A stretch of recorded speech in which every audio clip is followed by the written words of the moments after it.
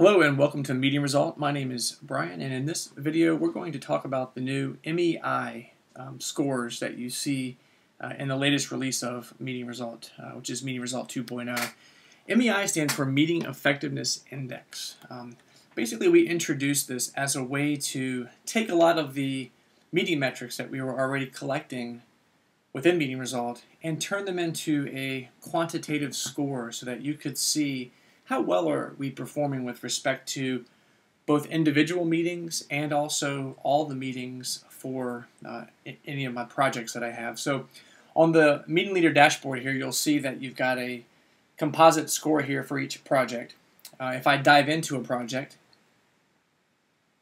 I'll see that each of the meetings I've completed for a project, they're also scored at the individual meeting level. So what happens here is all of the scores for the individual meetings are being rolled up to the project level, but one more thing is being done at the project level. We're taking a look at how well are your meeting attendees following up on assignments that are made during meetings. So if they're assigned an action item and it has a due date, if that is completed beyond the due date or if it's overdue, then that starts to impact the project level MEI score.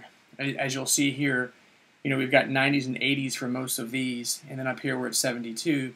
So that tells me that we're lagging a little bit up on the follow-up activities.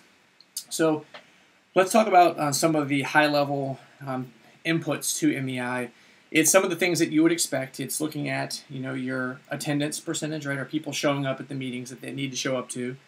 Are we completing our objectives? Are we getting through the agendas that we've structured? Because if we're planning the meeting correctly and if we're stating very clear objectives and we're designing an agenda that is intended to achieve the objectives and we're inviting the right people, those three components are weighing heavy into the score, right? Are we achieving the objectives?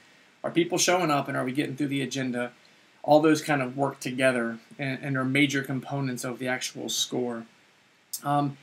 That's it for MEI. I just wanted to introduce it. The other thing I will say is that if you, for whatever reason, do not want to have this displayed, you can disable it. There's a configuration menu in the new release here.